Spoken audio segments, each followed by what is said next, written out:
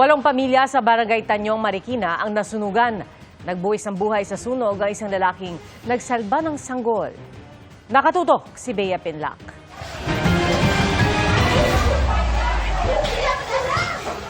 Nabalot ng apoy at usok ang himpapawid sa Barangay Tanyong sa Marikina pasado 2:00 ng madaling araw kanina.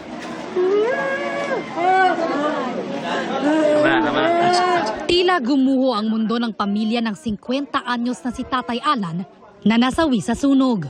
Binalot na yung sanggol po, yung sanggol. Sabi niya, ilabas mo. Sabi niya, balikan ko lang yung bag. Sabi ng apo kong maliit. Patay na si Lolo. Hindi patay si Lolo. Masakit sa...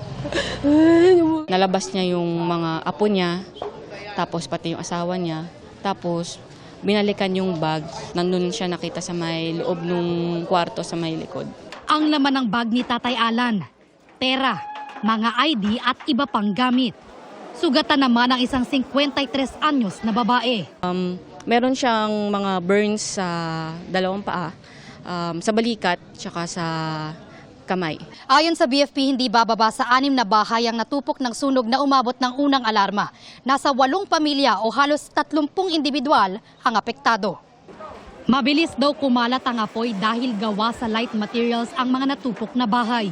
Buti na lang po buhay yung pamilya ko. Ang hirap po mawalan ng bahay.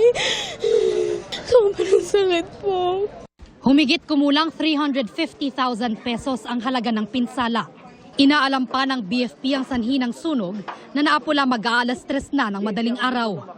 Para sa GMA Integrated News, Bea Pinlac, nakatutok 24 oras.